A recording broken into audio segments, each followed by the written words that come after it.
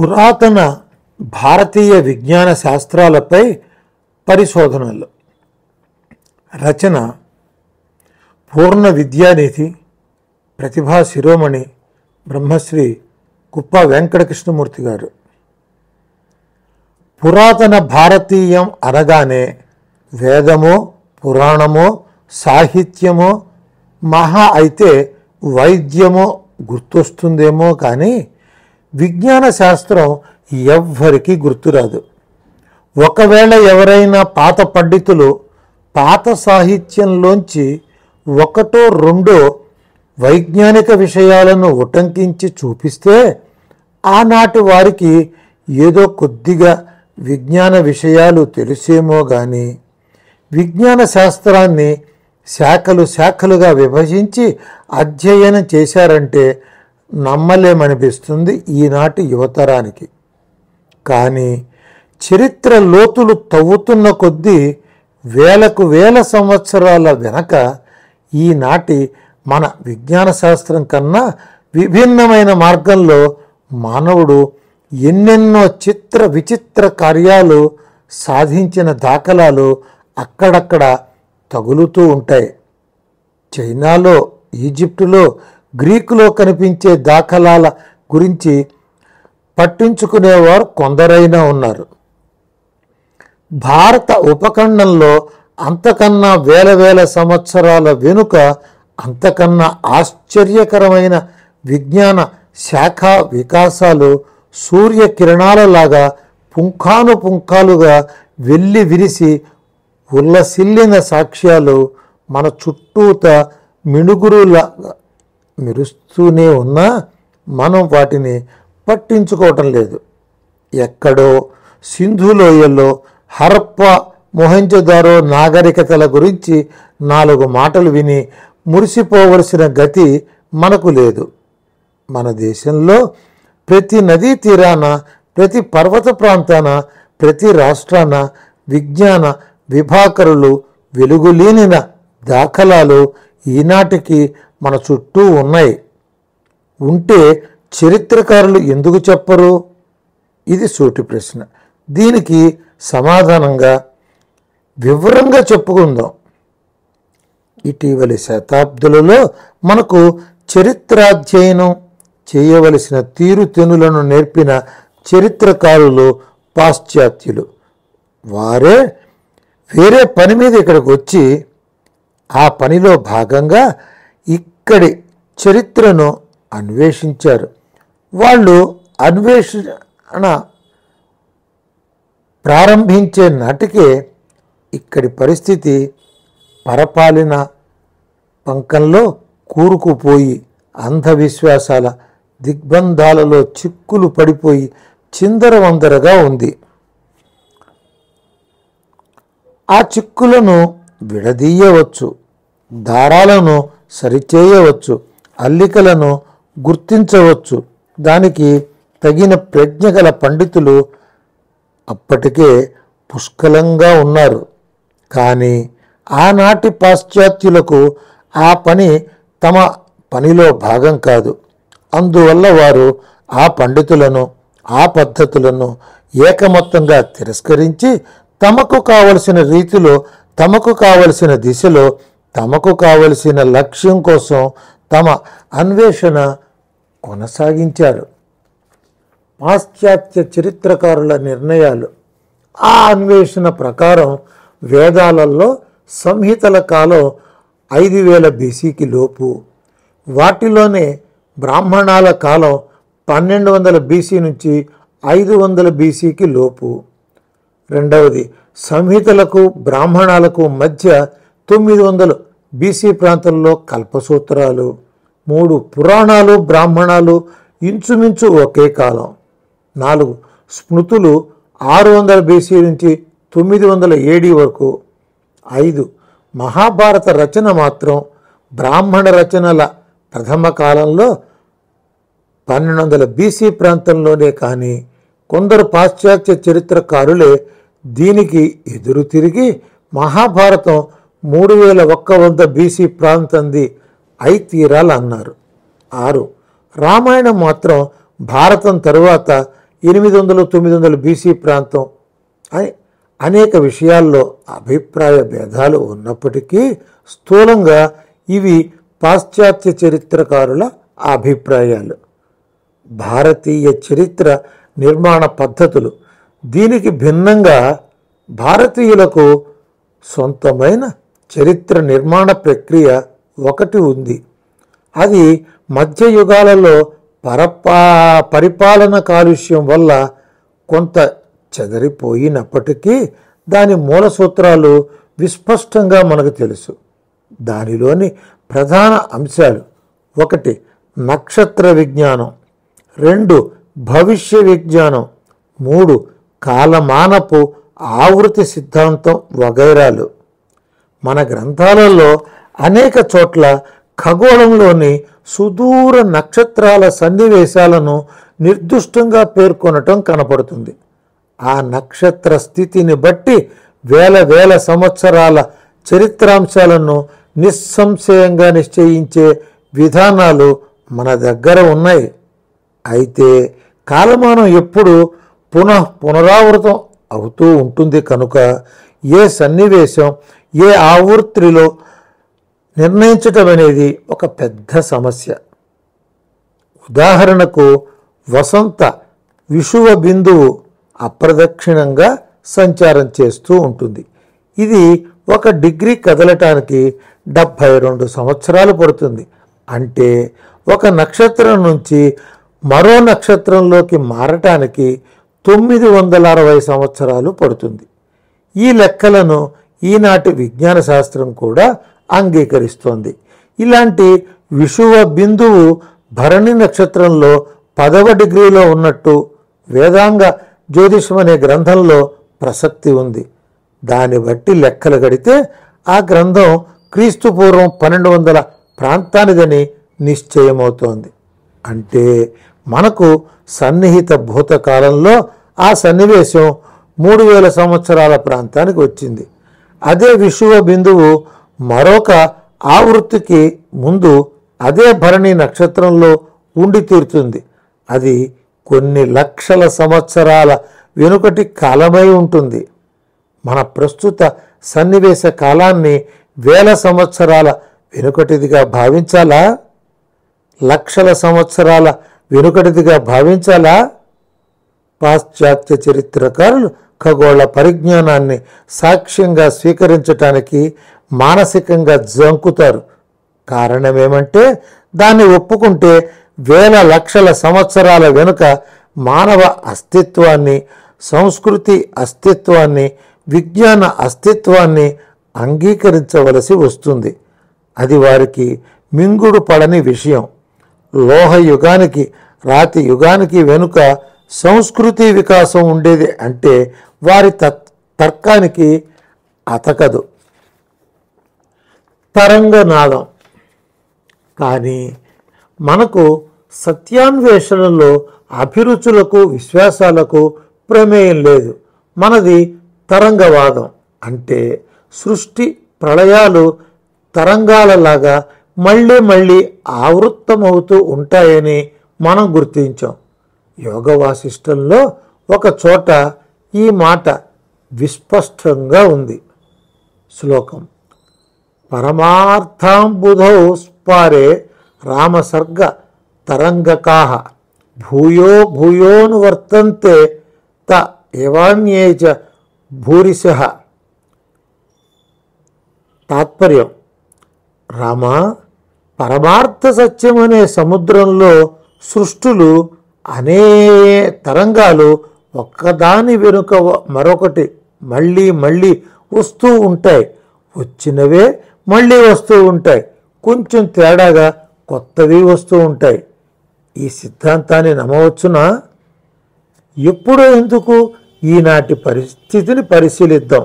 ఈనాడు science పెరిగింది, ఇంకా పెచ్చు పెరుగుతోంది. ఇది ఇలా పెరుగుతూ పోతే ఏ యుద్ధాలు లేకుండానే మనకు లోహయుగము, రాతి యుగము వచ్చి తీరుతాయని వైజ్ఞానికులే హెచ్చరిస్తున్నారు, బెదిరిస్తున్నారు.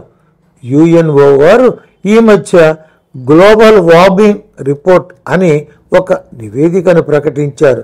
సైన్స్ యొక్క ప్రగతి వల్ల భూగోళ ఉపరితలం యొక్క సగటు ఉష్ణోగ్రత ఏటికి ఏడు పెరిగిపోతుందని, ఇది ఇలాగే పెరిగిపోతే మహా అయితే మరో శతాబ్దంలో వేసవికాలం వచ్చేసరికి సిమెంటు కాంక్రీటు ఇళ్ళు కూడా వాటంతట అవే తగలబడిపోతాయని, ఈనాటి శీతల దేశాలలో కూడా ఇది జరుగుతుందని ఆ నివేదికలో వారు నిరూపించారు.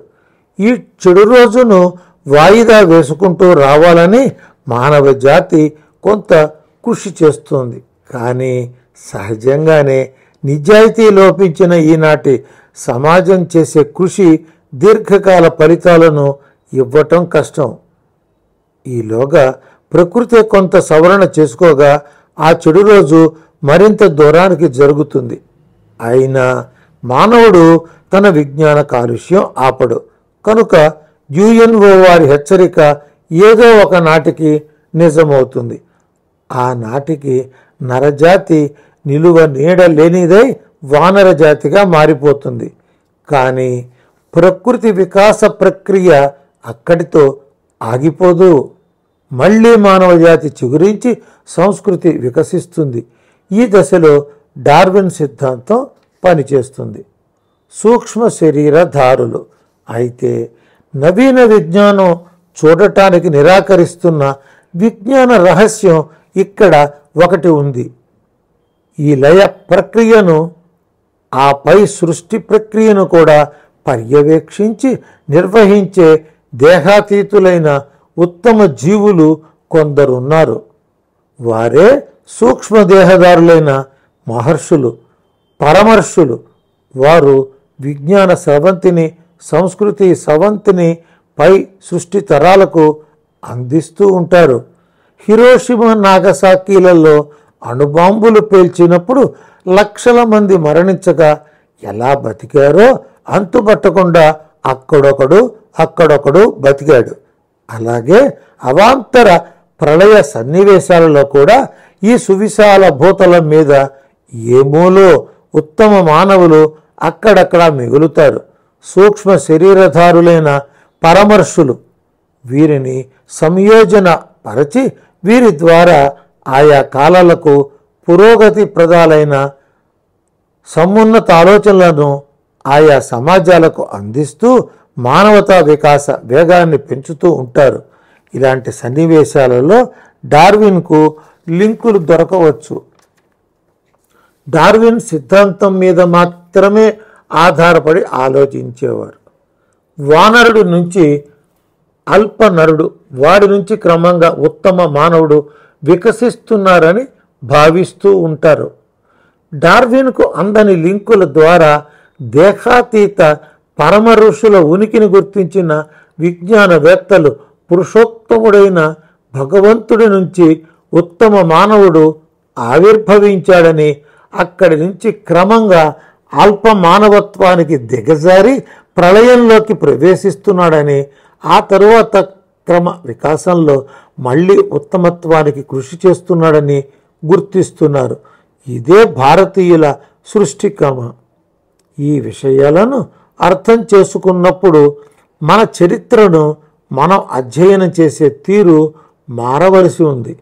అంతకు ముందున్న అపోహలు తొలగవలసి ఉంది. అలా అపోహలు తొలగిపోవటం అనే ప్రక్రియ భారత స్వాతంత్ర్య సమర కాలంలోనే ప్రారంభమైంది. తత్ఫలితంగానే లోకమాన్య బాల గంగాధర తిలక్, ప్రొఫెసర్ అయ్యంగార్, పూజ్య రవీంద్రనాథ్ ఠాగూర్, శ్రీ కోట వెంకటాచలం గారు వంటి మహితాత్ముల పరిశోధనలు ముందుకు సాగి mathematics, ancient India, ancient Indian technology, temple construction in India, భూగోళ విజ్ఞానము మొదలైన గ్రంథాలు ఆ రోజుల్లో వెలువడ్డాయి.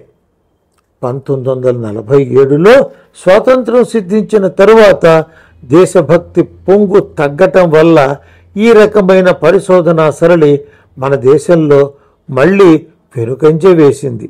కానీ ఆ కాలంలో బ్రిటిష్ వారి ప్రపంచాధిపత్యం తగ్గటం వల్ల యూరప్ దేశాలలో జరిగిన అనేక నిష్పాక్షిక పరిశోధనలు సనాతన భారతీయ సాహిత్యంలో వివిధ విజ్ఞాన శాఖల్లో వికసించిన దాఖలాలు ఉన్నాయని విస్పష్టంగా ప్రకటించటం మొదలైంది. దీని ఫలితం మన దేశంలో ప్రతిబింబించేసరికి కొంత ఆలస్యమైన క్రమంగా విశ్వవిద్యాలయాల్లో కూడా నూతన చారిత్రక చైతన్యం మొలకెత్తటం ప్రారంభించింది. ఉదాహరణకు 9/9/1996 నాటి ఆంగ్ల దినపత్రిక బెంగుళూరు సంచికలో ప్రకటితమైన ఈ అంశాన్ని గ్రహించండి.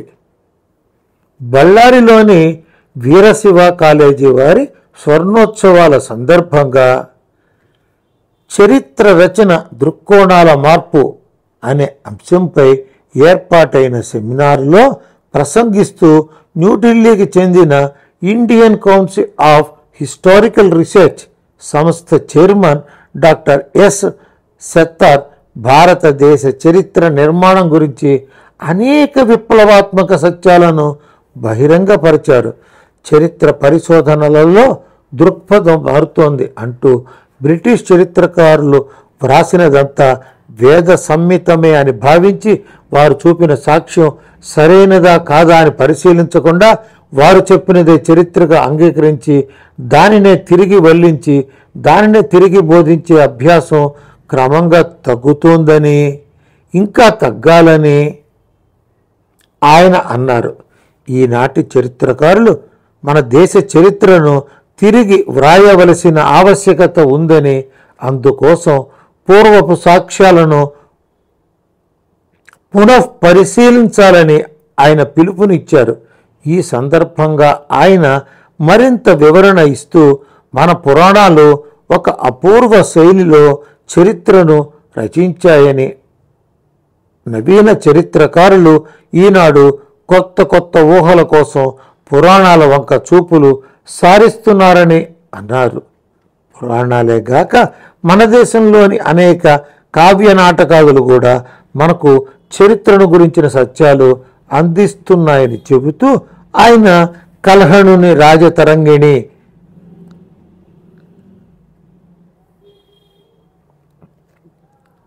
చరిత్రను వర్ణించే కుమారరాయ కృతులను ఉదహరించారు.